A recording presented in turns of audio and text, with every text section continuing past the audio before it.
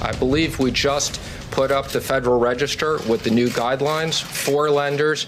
I've been assured that the banks will be in the process starting tomorrow.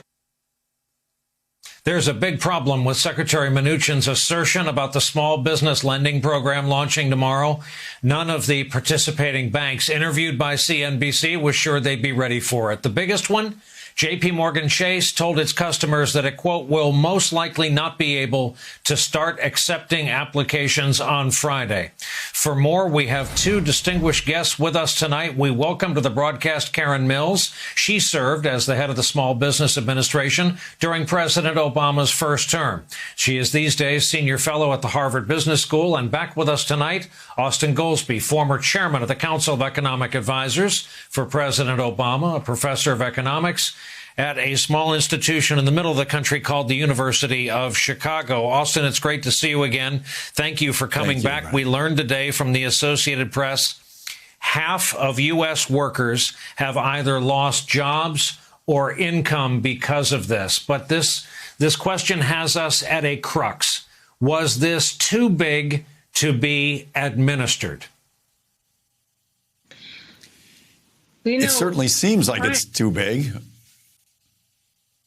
Sorry, Austan first. Sorry, this is always hard on satellites with long delays. Austan, and then we'll get to Karen.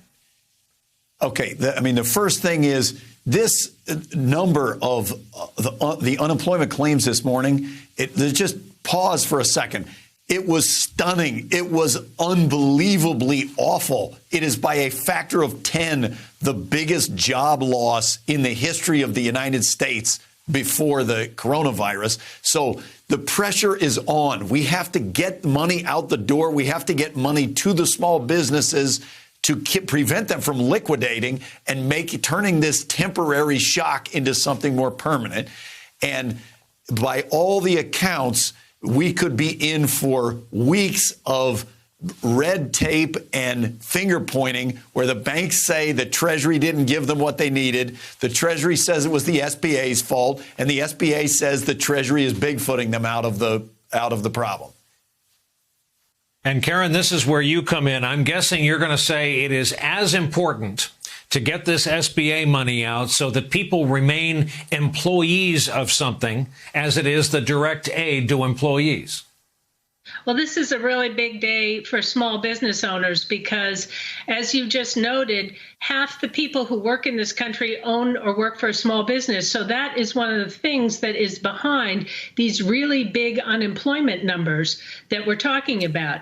And now we've got this huge fire hydrant of money sitting at, SBA and Treasury.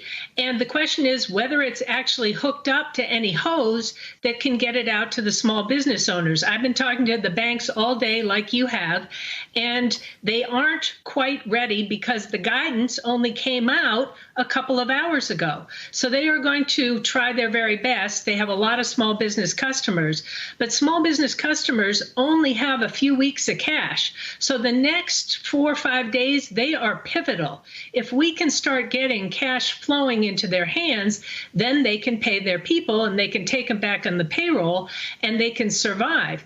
And what Austan and I know from 2009, when we faced not even this big a crisis in small business, but a pretty big one, if you lose your small businesses, it's very hard to restart them. So we've got to get liquidity into their hands.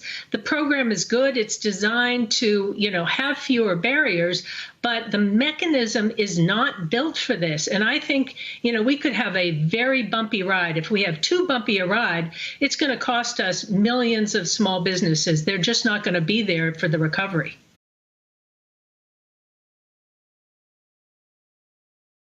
Hey there, I'm Chris Hayes from MSNBC. Thanks for watching MSNBC on YouTube. If you want to keep up to date with the videos we're putting out, you can click subscribe just below me or click over on this list to see lots of other great videos.